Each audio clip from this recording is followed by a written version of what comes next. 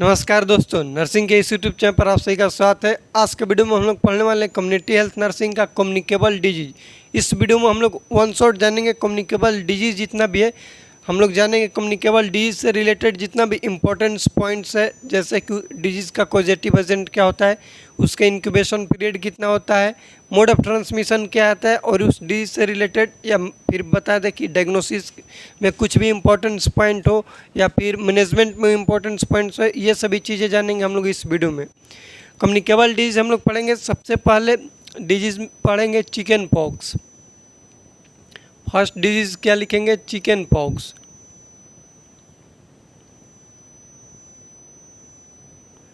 Chicken pox के बात करें तो इसका कॉजेटिव एजेंट होता है वेरिसेला जोस्टर।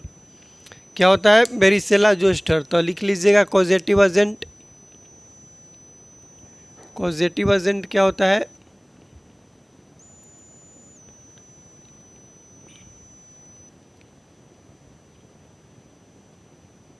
Varicella zoster.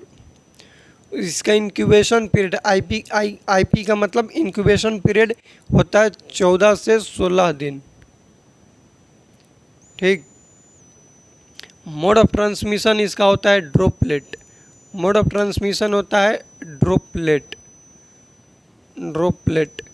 ये तीन चीज़ हम लोग तो कॉमन है, जितना भी डिजीज़ पढ़ेंगे कम्युनिकेबल डिजीज, उस डिजीज़ कंडीशन में ये तीन चीज़ हम लोग पढ़ेंगे जो कि कॉमन है। डिजीज़ का कॉजेटिव एजेंट क्या होता है, उसके बाद इंक्यूबेशन पीरियड क्या होता है, और मोड ऑफ ट्रांसमिशन क्या है। एमओटी का मतलब मोड ऑफ ट्रांसमिशन क्या होता है डिजीज़ का। ज़्यादातर जो कम्युनिकेबल डिजीज है उसका ड्रॉपलेट ही होता है। उसके बाद कुछ है कि कांटेक्ट से होता है, उसके बाद एयरबोर्न भी बहुत सारा होता है, तो पढ़ेंगे। उसके बाद चिकन पॉक्स में बात करें कि जो अपीयरेंस है रेसेज का, रेसेज फर्स्ट अपीयरेंस होता है ट्रंक पर। लिख लीजिएगा कि first appearance of races, first appearance of races. जो चिकन पॉक्स बीमारी है उसमें जो रेसेज अपीयर होता है बॉडी पर, फर्स्ट अपीयर कहाँ पर होता है? तो ट्रंक पर। ट्रंक को ही क्या बोल देंगे हम लोग? चेस्ट बोल देंगे, चेस्ट। ये क्वेश्चन एग्जाम में पूछा जाता है तो इसको याद रखिएगा। सेकंड क्वेश्चन पूछा जाता है कि इसमें जो रेसेज होता है वो होता है सेंट्रीपिटल। सेंट्रीपिटल का मतलब होता है कि ओनली सेंटर पार्ट्स बॉडी का इन्वॉल्व होगा, जैसे चेस्ट एंड एक्जिला इन्वॉल्व होगा लेकिन पाल्म एंड सोल इन्वॉल्व नहीं होगा। सेंट्रीपिटल का मतलब क्या है कि चेस्ट एंड एक्जिला बॉडी के जो भी सेंटर पार्ट है वो तो इन्वॉल्व होगा, लेकिन पाल्म एंड सोल जो पेरिफेरल पार्ट्स है, palm and sole peripheral parts, वो इन्वॉल्व नहीं होगा। इसका मतलब ये होता है सेंट्रीपिटल, जो कि देखने के लिए मिलता है चिकन पॉक्स में। पूछा जाता है कि सेंट्रीपिटल किस में देखने के लिए मिलता है और सेंट्रीफ्यूगल किस में देखने के लिए मिलता है।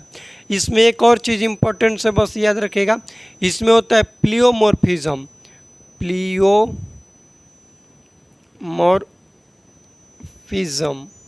जो कि इसका क्लासिकल साइन एंड सिम्टम्स माना जाता है। क्या है इसका? Classical sign and symptoms. Pleomorphism का मतलब होता है कि मैक्यूल प्लस पेक्यूल, उसके बाद बेसाइकल और स्कार्स, ये तीनों एक साथ साइमल्टेनियसली देखने को मिलेगा। उसको हम लोग क्या बोलेंगे? प्लियोमॉर्फिज्म बोलेंगे। जो कि क्लासिकल सिम्टम्स किसका होता है? तो बोलेंगे चिकन पॉक्स का। चिकन पॉक्स का जो वैक्सीन होता है, वैक्सीन के स्ट्रेन पूछा जाता है कि कौन सा स्ट्रेन से बनता है, तो याद रखिएगा ओका स्ट्रेन होता है उसका। ओका क्या है? तो इसके वैक्सीन का स्ट्रेन है, वैक्सीन का स्ट्रेन है।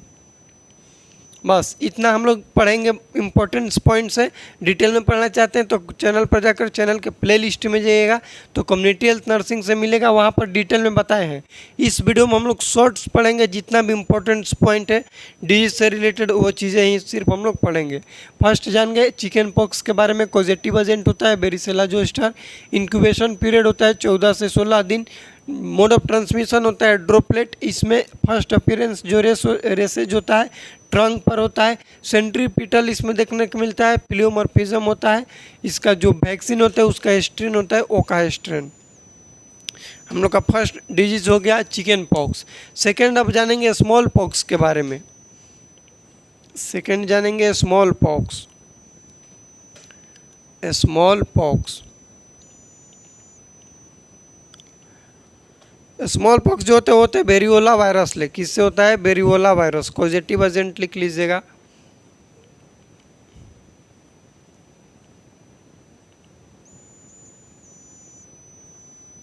Variola virus. इंक्यूबेशन पीरियड होता है इसका 14 से 21 दिन। मोड ऑफ ट्रांसमिशन होता है ड्रॉपलेट। ड्रॉपलेट।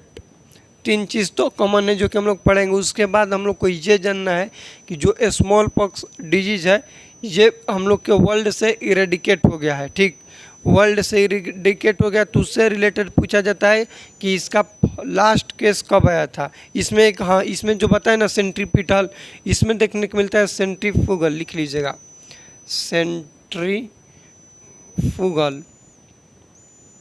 सेंट्रीफ्यूगल का मतलब होगा कि पाल्म एंड सोल इन्वॉल्व होगा लेकिन चेस्ट नहीं होगा। पेरिफेरल पार्ट्स इसमें इन्वॉल्व होता है, सेंट्रल पार्ट इन्वॉल्व नहीं होता है। इसमें फर्स्ट अपीयरेंस रेसेज का फेस पर होता है। याद रखना इसमें कि इसमें क्या होता है, पाल्म एंड सोल्स इन्वॉल्व होगा लेकिन चेस्ट एंड एक्जिला इन्वॉल्व नहीं होगा। एक्जिला इन्वॉल्व नहीं होगा। सेंट्रीफ्यूगल और सेंट्रीपिटल में याद रखिएगा सिर्फ पूछा जाता है कि सेंट्रीपिटल किस में देखने के लिए मिलता है और सेंट्रीफ्यूगल किस में देखने के लिए मिलता है। इतना चीज़ आप लोग को याद रखना है स्मॉल पॉक्स के बारे में। नेक्स्ट है कि स्मॉल पॉक्स का लास्ट केस कब आया था इंडिया में। Last case in India. India में स्मॉल पॉक्स का लास्ट केस कब था। उसके बाद लास्ट केस वर्ल्ड में कब था। लास्ट केस वर्ल्ड में इंडिया से इरेडिकेट कब हुआ। इरेडिकेट कब हुआ फ्रॉम इंडिया, और वर्ल्ड से कब इरेडिकेट हुआ। 4 क्वेश्चन पूछा जाता है वर्ल्ड से इरेडिकेट।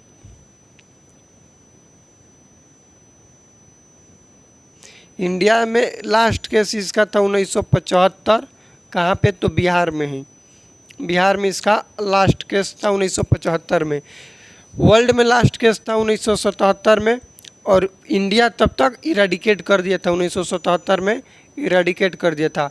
और वर्ल्ड WHO बोले या फिर वर्ल्ड से कब ये इरेडिकेट हुआ था तो याद रखिएगा डेट पूछा जाता है 8 मई 1980। कब? 8 मई 1980। इतना आप लोग को याद रखना है स्मॉल पॉक्स से रिलेटेड। ठीक, 2 हम लोग डिजीज कंडीशन पढ़ लिए। एक पढ़े चिकन पॉक्स के बारे में और एक पढ़े स्मॉल पॉक्स के बारे में।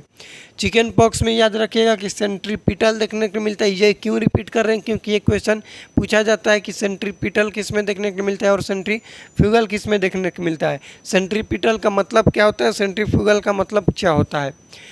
थर्ड हम लोग डिजीज पढ़ेंगे जिसका नाम है मीजल्स। क्या नाम है? मीजल्स। थर्ड डिजीज में लिखिएगा मीजल्स। मीजल्स। अब मीजल्स का दूसरा नाम, तीसरा नाम हम लोग वो चीज़ नहीं पढ़ेंगे कि मीजल्स को हम लोग बोलते हैं रूबियोला वायरस, या फिर इसी को बोला जाता है 4 डे फीवर। ठीक, ये तो आप लोग को पता होगा, या फिर डिटेल में वीडियो देख सकते हैं चैनल पर। इसमें हम लोग जानेंगे इंपॉर्टेंट चीज़ कि मीजल्स का कॉजेटिव एजेंट क्या होता है। ये CA का मतलब कॉजेटिव एजेंट ये होता है RNA paramyxo virus. RNA paramyxo virus. Incubation period होता है इसका 10 से 14 दिन। मीजल्स का इंक्यूबेशन पीरियड होता है 10 से 14 दिन। मोड ऑफ ट्रांसमिशन होता है इसका भी ड्रॉपलेट। ड्रॉपलेट तो आप लोग को ज़्यादा याद करना नहीं है, ड्रॉपलेट याद कर सकते हैं। इंक्यूबेशन पीरियड याद कर सकते हो, 2-4 बार लिख कर याद कीजिएगा तो याद हो जाएगा। उसके बाद है कॉजेटिव एजेंट हो गया RNA पैरामिक्सो वायरस। मीजल्स के बात करें तो मीजल्स में पूछा जाता है इसका साइन एंड सिम्टम्स से रिलेटेड स्टेज जो होता है उसमें देखने को मिलता है Koplik spot. Koplik spot question पूछा जाता है कि कोप्लिक स्पॉट किस डिजीज कंडीशन में देखने को मिलता है। बस सिंगल लाइनर क्वेश्चन पूछेगा कि कोप्लिक स्पॉट किस डिजीज कंडीशन में देखने को मिलता है, तो बोलेंगे मिजल्स में। मिजल्स के साइन एंड सिम्टम्स में देखने को मिलता है 3C साइन। 3C ये भी पूछा जाएगा, तो क्या होता है 3C का मतलब होगा कफ, कोराइजा और कंजक्टिवाइटिस। कंजक्टिवाइटिस 3C साइन देखने को मिलता है मिजल्स में।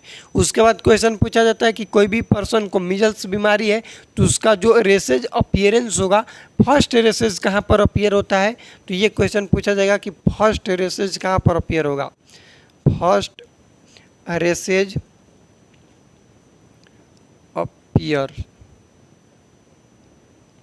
फर्स्ट रेसेज अपीयरेंस कहाँ पर होता है, तो उसको हम लोग बोलते हैं behind the year. Behind the year, year के पीछे होगा, या फिर इसी को बोलते हैं रेट्रो ओरिकुलर रीजन। रेट्रो ओरिकुलर रीजन, ये चीज़ें आप लोग याद रखिएगा मिजल्स से रिलेटेड। बस इतना ही पूछा जाता है। मिजल्स का वैक्सीन 9 मंथ पर देते हैं, सबकुटेनियस देते हैं, ये चीज़ आप लोग याद कर सकते हैं। मिजल्स बीमारी इतना इंपॉर्टेंट चीज़ है, ये जितना भी पॉइंट्स है हर एक पॉइंट्स एग्जाम में पूछा गया कि फर्स्ट रेसेज अपीयरेंस कहाँ होता है, कोप्लिक स्पॉट किस डिजीज कंडीशन में देखने को मिलता है, इंक्यूबेशन पीरियड क्या होता है। उसके बाद हम लोग नेक्स्ट बीमारी पढ़ेंगे जिसका नाम है मम्स। मिजल्स के साथ ही पढ़ते हैं मम्स, उसके बाद पढ़ेंगे रूबेला। थर्ड हो गया, फोर्थ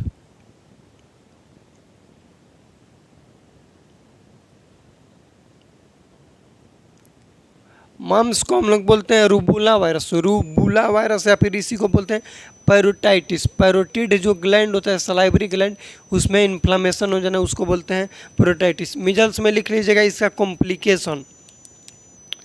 मोस्ट कॉमन कॉम्प्लिकेशन, जो मिजल्स का मोस्ट कॉमन कॉम्प्लिकेशन होता है वो होता है ओटाइटिस मीडिया। ओटाइटिस मीडिया, ये क्वेश्चन पूछा जाता है। Otitis media most common measles का कॉम्प्लिकेशन होता है। मोस्ट कॉमन और डेंजरस कॉम्प्लिकेशन क्या होगा, तो होता है निमोनिया। लिख लीजिएगा मोस्ट कॉमन और क्या होगा, डेंजरस होगा। ये हम लोग जान रहे थे मोस्ट कॉमन और डेंजरस कॉम्प्लिकेशन मिजल्स का क्या होता है, तो होता है pneumonia. Pneumonia.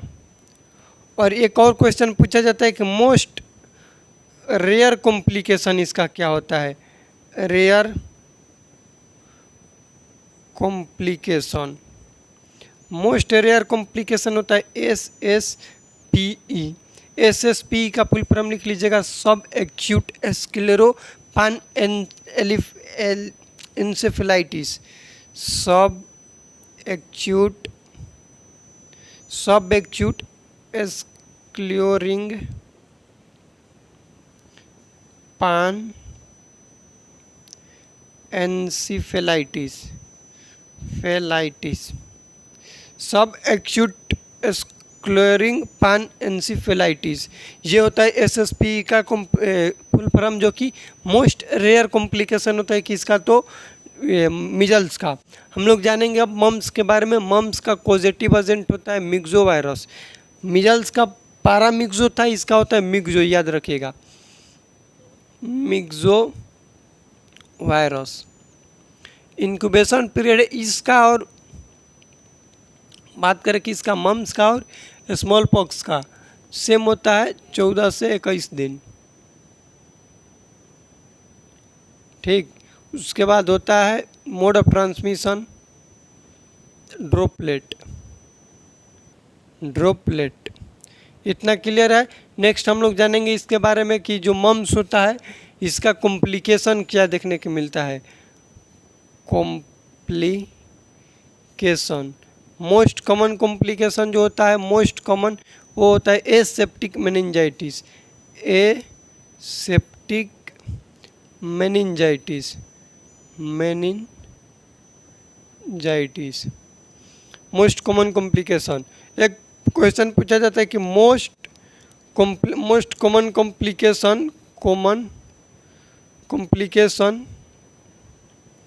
Complication male child और फीमेल चाइल्ड। जो मेल चाइल्ड है उसमें क्या देखने को मिलेगा और फीमेल चाइल्ड में क्या देखने को मिलेगा।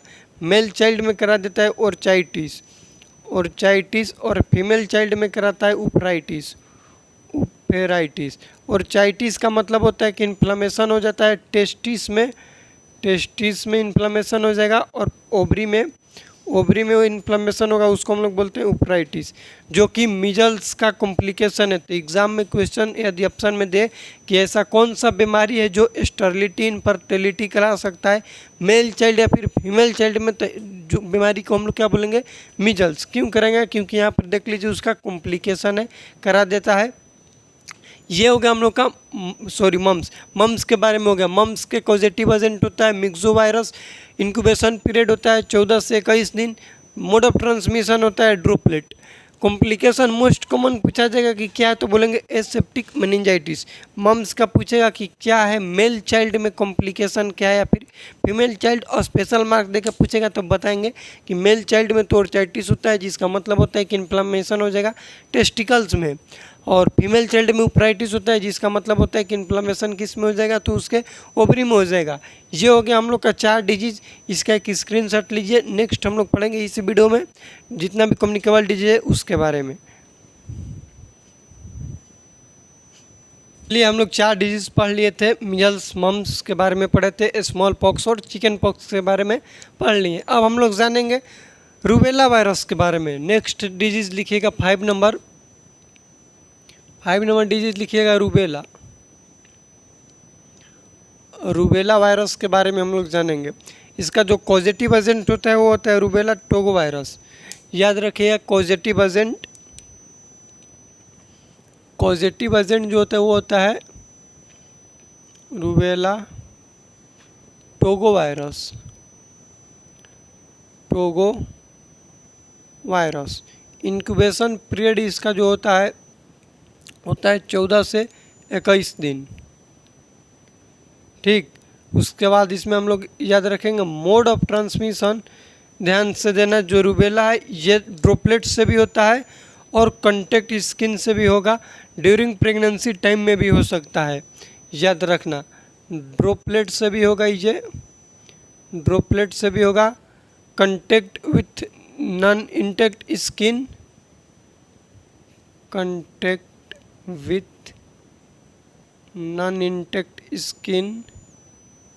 और ड्यूरिंग प्रेगनेंसी टाइम में भी ये हो जाता है। रूबेला वायरस को हम लोग बोलते हैं जर्मन मीजल्स, इसी को बोला जाता है जर्मन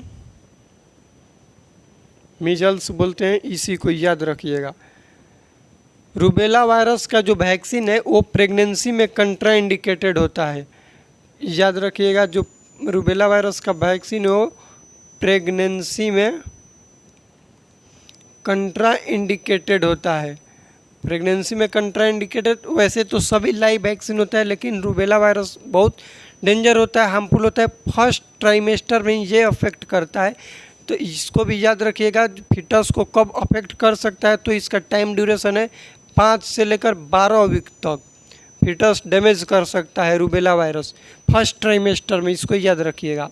यदि मान लो कि मदर को रूबेला वायरस हो गया और वो प्रेग्नेंट है, तो उसके जो फिटस है उसके फिटस में देखने को मिलता है कंजेनाइटल रूबेला सिंड्रोम। पूछा जाता है CRS जिसको बोलते हैं, कहीं क्या देखने को मिलेगा, CRS। C का मतलब कंजेनाइटल, R का मतलब रूबेला, S का मतलब सिंड्रोम। कोई भी मदर प्रेग्नेंट है उसको हो गया रूबेला वायरस फर्स्ट ट्राइमेस्टर में, तो उसके फिटस में इस रूबेला वायरस की वजह से देखने के लिए मिल सकता है कॉम्प्लिकेशन, जिसको हम लोग बोलते हैं कंजेनाइटल रूबेला सिंड्रोम। और ये जो कंजेनाइटल रूबेला सिंड्रोम है इसमें 3 चीज़ देखने के लिए मिल सकता है।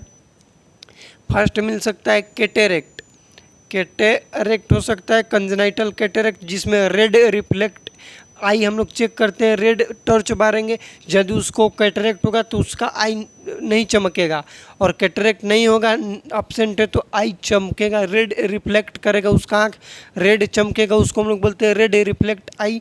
टेस्ट करते हैं कैटरेक्ट के लिए।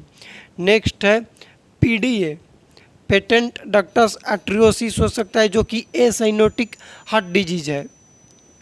थर्ड उसमें हो सकता है otitis media, hearing loss, hearing problem या फिर otitis media, otitis media hearing problem या फिर ओटाइटिस मीडिया, जो कि होता है कंजेनाइटल रूबेला सिंड्रोम में। जो रूबेला वैक्सीन है इसका स्ट्रेन होता है, लिख लीजिएगा, क्वेश्चन पूछा जाता है RA27/3। ये क्या है? रूबेला वैक्सीन का स्ट्रेन है। स्ट्रेन से रिलेटेड पूछा जाता है। अभी आप लोग को बताए थे हम कि चिकन पॉक्स का स्ट्रेन होता है ओक का, जैसे BCG का होता है दानिश 1331। BCG जो वैक्सीन होता है उसका क्या होता है स्ट्रेन? दानिश 1331। जो वैसे ही रूबेला का हो गया RA27/3। ये क्या स्ट्रेन है रूबेला वायरस का। अब हम लोग पढ़ेंगे रूबेला के बाद में पर्टूसिस पढ़ते हैं और डिप्थेरिया पढ़ते हैं। 6 नंबर दीजिएगा पर्टूसिस।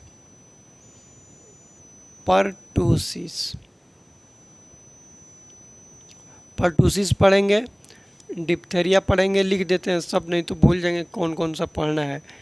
डिप्थेरिया पढ़ेंगे, उसके बाद 8 नंबर में हम लोग टिटेनस पढ़ेंगे, उसके बाद डेंगू पढ़ लेंगे। 9 नंबर इधर दे दीजिएगा, डेंगू पढ़ेंगे। डेंगू के बाद हम लोग पढ़ेंगे 10 नंबर पे सिफिलिस। TB को भी उसमें थोड़ा सा जान लेंगे, ट्यूबरकुलोसिस के बारे में जानेंगे। 11 के बाद उसके बाद लिखिएगा 12 नंबर इधर हम लोग पढ़ेंगे वार्म इन्फेस्टेशन।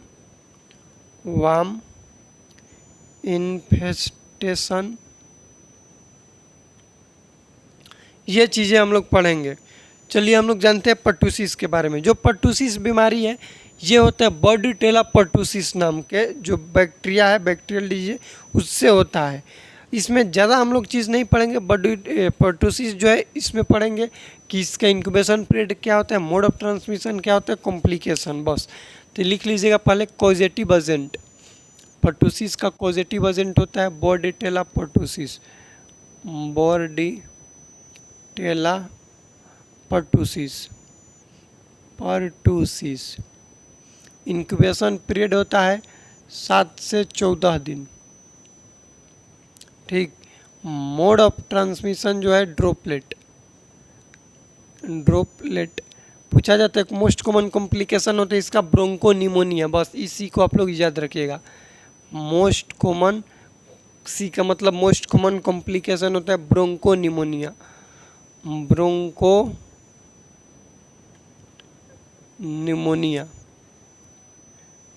बस इतना ही आप लोग को याद रखना है। डिप्थेरिया के बारे में थोड़ा सा ज़्यादा हम लोग पढ़ेंगे। डिप्थेरिया को हम लोग बोलते हैं बुल नेक अपीयरेंस, क्योंकि नेक जो बुल मतलब सांड जो होता है उसका नेक, जैसे उसका नेक का अपीयरेंस होता है पूरा लार्ज हो जाता है, बड़ा, उसी के तरह पर्सन में देखने को मिलता है डिप्थेरिया वाले में सिम्टम्स, इसलिए इसको बोलते हैं बुल नेक अपीयरेंस। बस जो डिप्थेरिया हो कोर्नीबैक्टीरियम डिप्थेरिया, इसका कॉजेटिव एजेंट होता है। लिख लीजिएगा कॉजेटिव एजेंट कौन होता है, तो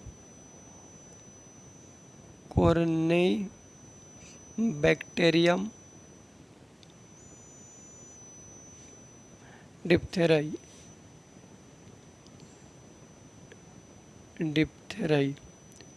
देखो जो डिप्थेरिया बीमारी, इसमें हम लोग बहुत एक्स्ट्रा लेवल के नहीं पढ़ेंगे, जानेंगे कि कॉजेटिव एजेंट डिप्थेरिया क्या होता है, तो कोर्नीबैक्टीरियम डिप्थेराई। इंक्यूबेशन पीरियड क्या होता है इसका, इसमें डायग्नोसिस पूछा जाता है कि सिक टेस्ट क्या होता है, क्या पूछा जाता है इसमें, सिक टेस्ट क्या होता है इसके डायग्नोसिस में, ये हम लोग जानेंगे। उसके बाद जानिए इसमें इसका इंक्यूबेशन पीरियड क्या होता है 2 से 6 दिन, 2 से 6 दिन तक होता है, ठीक। इसमें क्वेश्चन साइन एंड सिम्टम्स पूछा जाता है। इसमें स्यूडो मेम्ब्रेन देखने को मिलता है, स्यूडो मेम्ब्रेन, जो कि इसका क्लिनिकल फीचर्स होता है साइन सिम्टम्स का। याद रखिएगा सीडो मेम्ब्रेन क्या होता है कि इसका एक्सोटॉक्सिन, जो बैक्टीरिया है एक्सोटॉक्सिन रिलीज करेगा, और इसके जो मेम्ब्रेन है, कौन सा मेम्ब्रेन होगा, सीडो मेम्ब्रेन। सीडो मतलब फाल्स होता है, ये कवर करेगा लैरिंग्स, फेरिंग्स और टॉन्सिल को कवर कर देगा, मेम्ब्रेन बना देगा, सीडो मेम्ब्रेन बनाएगा, उसको बोलते हैं क्लिनिकल फीचर्स। और जो मेम्ब्रेन रहेगा उसका कलर होता है येलो इन कलर, ये याद रखिएगा, देखने के लिए मिलता है डिप्थेरिया में। नेक्स्ट, डिप्थेरिया में टेस्ट किया जाता है, डायग्नोसिस इसका किया जाता है सिक टेस्ट। सिक टेस्ट किया जाता है, ये भी क्वेश्चन पूछा जाता है एग्जाम में कि सिक टेस्ट किस डिजीज़ में करते हैं, तो हम लोग बोलेंगे डिप्थेरिया वाला में करते हैं। टिटनस बात करें तो क्लोस्ट्रीडियम टिटनेस होता है। टिटनस के कॉजेटिव एजेंट क्या होता है, तो क्लोस्ट्रीडियम टिटेनी। अब इसका भाई कॉजेटिव एजेंट हो गया। मोड ऑफ ट्रांसमिशन क्या हो सकता है इसका, टिटनस कैसे हो सकता है भैया, तो ट्रॉमा, मोस्ट कॉमन इसका क्या होता है, ट्रॉमा। मोड ऑफ ट्रांसमिशन में क्या होगा, ट्रॉमा इसका क्या होगा, मोस्ट कॉमन। ठीक, नियोनेट में भी हो जाता है, जिसको हम लोग बोलते हैं नियोनेटल टिटनस या फिर टिटनस नियोनेट्रम बोलते हैं, उसी को 8 डे डिजीज बोलते हैं। लिख लीजिएगा कि जो नियोनेट में होता है, नियोनेट में जो टिटनस होता है उसको हम लोग क्या बोलते हैं, टिटनस नियोनेट्रम, टिटनस नियोनेट्रम, या फिर इसी को बोलते हैं 8 डे डिजीज। 8 डे डिजीज़ किसको बोलते हैं, तो टिटनस को ही बोलते हैं। टिटनस में इतना याद रखिएगा। उसके बाद क्या याद रखिएगा कि ये इंक्यूबेशन पीरियड क्या होता है, तो वो होता है हम लोग का 10 से 16 दिन, 16 दिन तक इसका होता है इंक्यूबेशन पीरियड। जो टिटनस है इसमें याद रखेंगे साइन सिम्टम्स में देखने को मिलता है हम लोग को क्या, तो बोल सकते हैं लॉक जो देखने के लिए मिलेगा, जो जबड़ा लॉक होगा उसके बाद देखने के लिए मिलते हैं ओपोस्थोटोनस पोजीशन।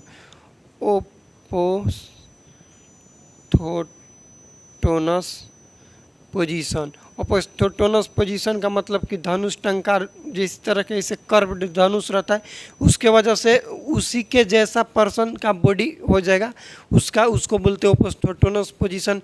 इसमें एक और चीज़ देखने को मिलता है, रिसर्च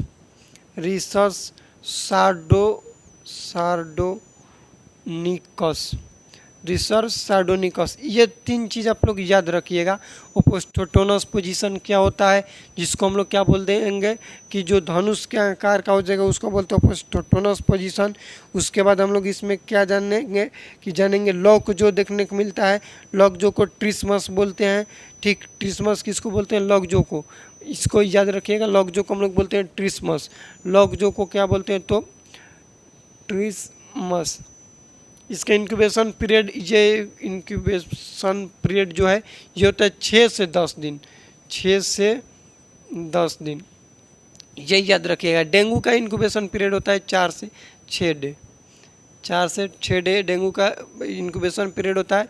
इसका कॉजेटिव एजेंट लिख लीजिएगा, कॉजेटिव एजेंट होता है adage एजिप्टो mosquito, adage एजिप्टो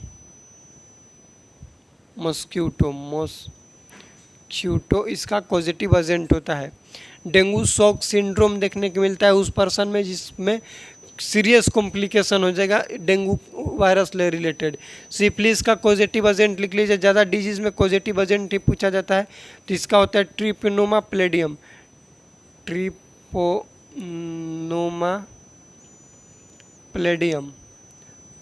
palladium.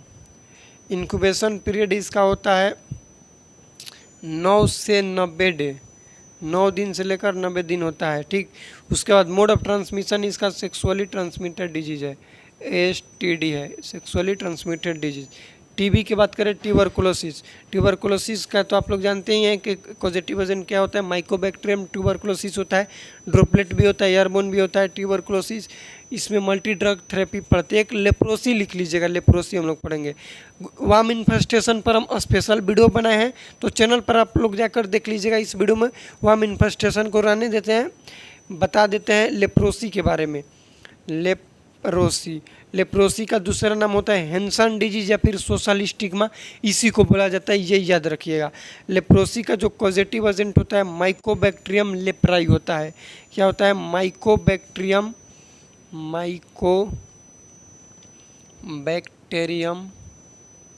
Leprae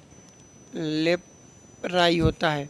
ये इसलिए नहीं बता रहे हैं कि वर्म इन्फेस्टेशन पर वीडियो बना चुके हैं। 4 टाइप्स का होता है, गुनियावर्म, राउंडवर्म, हुकवर्म और टेपवर्म। गुनियावर्म का जो पॉजिटिव एजेंट होता है ड्रैगनकुलोसिस मेंडेनेंसिस होता है। Incubation period up to 14 year होता है। जो बोल रहे हैं उसको लिख भी सकते हैं, टाइम नहीं है कि बता पाएंगे। वर्म इन्फेस्टेशन में बता रहे हैं। गुनियावर्म हो गया, इसका ड्रग ऑफ चॉइस होता है एल्बेंडाजोल मेबेंडाजोल। गुनियावर्म जो है, ये गुनियावर्म एक ऐसा डिजीज है जो कि इरेडिकेट कर दिया गया है। 1996 में लास्ट केस था, 2000 में इंडिया से इरेडिकेट कर दिया गया है गुनियावर्म को। उसके बाद बचा राउंडवर्म। राउंडवर्म जो होता है इंडियन चिल्ड्रन में देखने के लिए मिलता है, मतलब कि जो पेट में कीड़े पड़ जाते हैं उसको बोल सकते हैं। राउंडवर्म का पॉजिटिव एजेंट होता है एस्केलेरियासिस लेम्ब्रोडॉइड्स। क्या होता है? एस्केलेरियासिस लेम्ब्रोडॉइड्स जो है राउंडवर्म का पॉजिटिव एजेंट होता है। Mode of transmission feco oral route होता है। Incubation period up to 2 month होता है। उसका भी सेम मैनेजमेंट है एल्बेंडाजोल मेबेंडाजोल। राउंडवर्म हो गया, गुनियावर्म हो गया। हुकवर्म जो है डीप पेनिट्रेशन होता है, जो कि हम लोग बोलते हैं ना कि ये जोक काट देता है। गांव में खेत फार्मर्स में देखने को मिलता है। मोड ऑफ ट्रांसमिशन इसका जो है हम लोग का राउंडवर्म हुकवर्म का वो होता है पेनिट्रेशन, डीप पेनिट्रेशन की वजह से हो जाता है। इसमें एल्बेंडाजोल मेबेंडाजोल निट्रोनिडाजोल 3 ड्रग इसमें लेते हैं। टेपवर्म जो इसका पॉजिटिव एजेंट होता है साइक्लोस्टोमासिस, याद रखिएगा। जो हुकवर्म है उसका पॉजिटिव एजेंट होता है साइक्लोस्टोमासिस। उसके बाद लास्ट बच गया टेपवर्म जो कि टेनियासिस ले होता है। एकमात्र जो वर्म इन्फेस्टेशन है जो कि न्यूरोलॉजिकल कॉम्प्लिकेशन कराता है वर्म इन्फेस्टेशन में टेपवर्म। ड्यू टू होता है मीट नॉन वेज खाने की वजह से होता है। मैनेजमेंट से में एल्बेंडाजोल मेबेंडाजोल, क्योंकि यही होता है वर्म इन्फेस्टेशन में। एंटी डिवार्मिंग एजेंट देते हैं। 10 फरवरी को सेलिब्रेट किया जाता है, जिसमें एल्बेंडाजोल देते हैं। देने का क्राइटेरिया है 1 से 19 साल बेनिफिशियरी है। 1 से 2 साल को हम लोग 200 mg देते हैं, और 2 साल से ज़्यादा 19 साल जो है उसको 400 mg देते हैं। ये भी क्वेश्चन एग्जाम में पूछा जाता है, तो ये याद रख लीजिएगा। नेक्स्ट लेप्रोसी माइकोबैक्टीरियम लेप्राई होता है पॉजिटिव एजेंट। लेप्रोसी में मल्टी ड्रग थेरेपी देखने को मिलता है। लेप्रोसी का ड्रग ऑफ चॉइस होता है डेप्सोन, जो कि क्वेश्चन पूछा जाता है। डेप्सोन क्या है? तो लेप्रोसी का ड्रग ऑफ चॉइस है। मल्टी ड्रग थेरेपी में एक आता है डेप्सोन, एक आता है रिफाम्पिसिन, और थर्ड होता है क्लोफिमाजिन। 3 ड्रग होता है मल्टी ड्रग थेरेपी लेप्रोसी के, जिसमें हम लोग जानते हैं डेप्सोन, रिफाम्पिसिन और क्लोफिमाजिन। इसमें टेस्ट किया जाता है लेप्रोसी में, जिसका नाम होता है, हम लोग बताएं कि ये स्क्रीन से ही करते हैं टेस्ट। उसमें हम लोग बोलते हैं कि उसको स्क्रीन टेस्ट बोलते हैं। जैसे ट्यूबरकुलोसिस में कैसे होता है मोन्टेक्स टेस्ट, उसी तरह से इसके स्किन से टेस्ट होता है। लेप्राई से रिलेटेड ही कुछ नाम है, लेप्रोसी का होता है। इस वीडियो में हम लोग जाने कितना डिजीज कंडीशन, 13 डिजीज कंडीशन जाने। ठीक, फर्स्ट हम लोग जाने थे chickenpox, smallpox, measles, mumps, rubella. Diphtheria के बारे में जाने, पर्टुसिस के बारे में, सिफिलिस, ट्यूबरकुलोसिस के बारे में जाने, टिटनस के बारे में जाने, डेंगू के बारे में जाने, वर्म इन्फेस्टेशन और लेप्रोसी के बारे में जाने। ठीक, इस वीडियो में कुछ भी डाउट होगा तो कमेंट कीजिएगा। ऐसे ही वीडियो चाहते हैं तो कमेंट जरूर कीजिएगा, और इस वीडियो को अपने दोस्तों के साथ शेयर कीजिएगा। मिलते हैं अगले वीडियो में, तब तक के लिए जय राम जी की।